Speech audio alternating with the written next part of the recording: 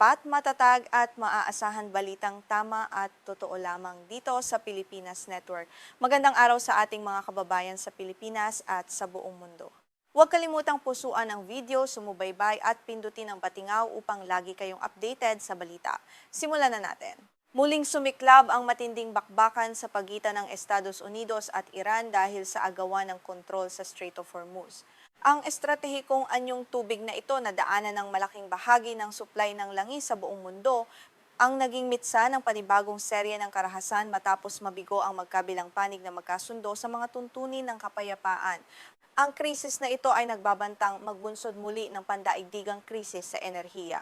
Nagsimula ang pinakahuling sagupaan noong Lunes matapos ang tatlong magkahiwalay na pag-atake sa mga barkong pangkomersiyo. Ayon sa ulat, ang mga barkong ito ay naglalayag sa labas ng rutang itinakda ng Islamic Revolutionary Guard Corps o IRGC ng Iran. Ang pag-ataking ito ay nagbunsod sa marahas na reaksyon ng Tehran laban sa mga dayuhang sasakyang pandagat na pilit na dumadaan sa kipot ng walang pahintulot ng bansa. Agad na rumesponde ang militar ng Estados Unidos sa pamamagitan ng malawakang pambobomba sa mga target sa katimugang baybayin ng Iran upang protektahan ang kalayaan sa paglalayag. Bilang ganti, nagpakawala ang Iran ng mga drone at missile patungo sa mga base militar ng Amerika sa gitnang silangan. Ang mabilis na paglala ng sitwasyon ay nagdulot ng malaking takot sa buong rehiyon at naglagay sa kapayapaan sa bingit ng panganib. Dahil sa muling pag-init ng labanan, formal nang idineklara ni US President Donald Trump na opisyal nang tapos at wala nang bisa ang kasunduan o Memorandum of Understanding na layon sanang magsilbing daan sa negosasyon. Kasunod nito, muling sumiklab ang mas matitinding labanan noong Huwebes na nagpahirap sa sitwasyon ng magkabilang panig at tuluyang sumira sa pag-asang magkaroon ng diplomatikong solusyon sa krisis. Ayon sa mga eksperto, ang pinakaugat ng panibagong krisis na ito ay ang magkatunggaling interpretasyon ng dalawang bansa sa malabong nilalaman ng nilagdaang kasunduan. Ang hindi malinaw na probisyon ukol sa pamamahala sa Strait of Hormuz ang nagbigay daan sa magkakaibang hakbang na nauwi sa marahas na konfrontasyon kung saan ipinaglalaban ng bawat panig ang kani-kanilang sariling interes at kapangyarihan sa rehiyon. Sa ilalim ng kasunduan, inatasan ang Iran na mag-alis ng mga mina at tiyakin ang ligtas na paglalayag sa kipot. Nakasaad din na libre ang pagdaan ng mga barko sa unang 60 araw. Gayunpaman, hindi malinaw kung may karapatan ng Iran na maningil ng buwis o toll pagkatapos ng panahong ito na naging sanhi ng pagtatalo dahil sa magkakaibang pananaw ng Washington at Tehran ukol sa pangmatagalang pamamahala rito. Para sa Tehran, ang anumang seguridad at pagdaan sa kipot ay dapat makipag-ugnayan sa kanilang pamahalaan. Ngunit ilang barko ang umiwas sa pamamagitan ng pagdaan malapit sa baybayin ng Oman nang walang pahintulot ng Iran. Para sa Iran, ito ay tahasang paglabag sa kasunduan at pagtatangkang bumuo ng kahilera o paralel na ruta ng paglalayag na naglalayong bawasan ang kanilang autoridad sa sarili nilang teritoryo. Mariing itinanggi ng CENTCOM ng Estados Unidos na ang Iran ang may kabuuang kontrol sa kipot. Sa kanilang pahayag, binigyang diin ng Amerika na matagumpay nilang naalalayan ang mahigit 800 barkong pangkomersyo at milyon-milyong bariles ng langis na makadaan ng ligtas nang walang pakikipag-ugnayan sa puwersa ng Tehran na nagpapatunay umano na nananatiling bukas ang kipot bilang internasyonal na ruta. Para sa Iran, ang kontrol sa Strait of Hormuz ay hindi lamang usapin ng bilyon-bilyong dolyar na kita mula sa buwis taon-taon.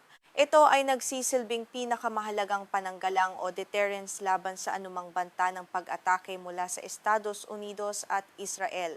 Ang kakayahang kontrolin ang daloy ng langis ay nagbibigay sa kanila ng malakas na leverage sa anumang diplomatikong pakikipagnegosasyon sa kanluranin. Sa kanyang unang pahayag bilang bagong kataas-taasang pinuno ng Iran, binigyang diin ni Mojtaba Khamenei ang kahalagahan ng pagpapanatili ng kapangyarihan sa kipot. Isinulat niya na ang kakayahang isara ang Strait of Hormuz ay isang mabisang sandata na dapat patuloy na gamitin ng bansa upang ipagtanggol ang kanilang soberanya laban sa mga dayuhang puwersa na nagtatangkang manghimasok sa kanilang mga desisyon. Naniniwala ang mga analista na nakikita ng Iran ang kontrol sa Hormuz bilang isang mas mahalagang estratehikong bentahe kumpara sa kanilang programang nuklear. Kung magagawa ng Amerika na pahinain ang kontrol na ito, mawawala ng Iran ng kakayahang pigilan ang muling pagsiklab ng digmaan sa hinaharap. Kaya naman handa ang Tehran na ibuhos ang lahat ng lakas upang mapanatili ang kanilang impluwensya sa kipot. Matatandaang noong isara ng Iran ang kipot pagkatapos ng mga unang atake ng US at Israel noong Pebrero, sumadsad ang ekonomiya ng mundo at tumaas ang presyo ng langis. Sa Amerika, umabot sa mahigit $4.50 kada galon ang gasolina na nagdulot ng mataas na inflasyon at matinding galit ng mamamayang Amerikano na nahirapan sa biglaang pagtaas ng mga bilihin dahil sa epekto ng digmaan sa enerhiya. Hayagang inamin ni President Trump na kung hindi lamang sa pressure ng publiko, mas pahahabain pa niya ang digmaan upang makuha ang langis ng Iran. Noong Abril, sinabi pa niyang nakalulungkot na walang sapat na pasensya ang mga Amerikano para sa isang matagalang digmaan na magpapatatag sana sa posisyon ng Estados Unidos, isang pahayag na nagpapakita ng kanyang agresibong patakaran laban sa pamahalaan ng Tehran. Nang pansamantalang matapos ang labanan sa pamamagitan ng 14 na puntos na kasunduan noong Hunyo, nakahinga ng maluwag ang pandaigdigang merkado. Inalis ng Amerika ang blockade sa Iran, muling binuksan ang kipot at nagsimulang bumaba ang presyo ng langis. Nang butang kapayapaang ito ay naging panandalian lamang dahil sa mga hindi nalutas na malalalim na isyu sa pagitan ng dalawang bansa sa kasunduan. Agad na nagkaroon ng lamat ang kasunduan dahil sa pagtanggi ng Israel na itigil ang mga pag-atake at wakasan ang pananakop sa Timog Lebanon. Nangyari ito sa kabila ng malinaw na panawagan ng kasunduan para sa isang malawakang tigil putukan sa buong rehiyon at pagrespeto sa soberanya ng mga karatig na bansa na nagpakita na ang kasunduan ay hindi ganap na sinunod ng lahat ng kaalyado ng Estados Unidos. Hindi ito ang unang pagkakataon na nalabag ang tigil putukan. Noong Hunyo, isang barkong may watawat ng Singapore ang inatake malapit sa Oman na sinundan ng ganting salakay ng Amerika sa Timog Iran at pag-atake ng Iran sa mga base ng US. Bagamat mabilis na humupa ang insidenteng iyon, mas matindi ang sagupaan ngayon dahil sa mas malawak na sakop ng pambobomba at mas direktang paghaharap ng kanilang mga militar. Lalo pang nag-alab ang tensyon ngayong linggo nang bawiin ng Estados Unidos ang mga exemption sa parusa sa langis ng Iran na ibinigay bilang bahagi ng kasunduan. Ang hakbang na ito ng Washington ay itinuturing ng Tehran bilang isang deklarasyon ng pang-ekonomiyang digmaan na nag-alis ng anumang espasyo para sa diplomasya at nagtulak sa Iran na gamitin ang kanilang pinakamalakas na armas, ang Strait of Hormuz. Sa kabila ng marahas na sagupaan, may mga panloob na krisis sa magkabilang panig na maaaring pumigil sa kanila sa isang ganap na digmaan. Sa Iran, patuloy ang pagtaas ng inflasyon at pagbagsak ng ekonomiya dahil sa mga parusa, habang nananatili ang banta ng malawakang protesta ng mamamayan laban sa kasalukuyang rehimen na maaaring magpahina sa katatagan ng kanilang pamahalaan kung magpapatuloy ang digmaan. Sa panig ng Amerika, paubos na ang kanilang estratehikong reserba ng langis na ginamit upang pigilan ang pagtaas ng presyo ng gasolina.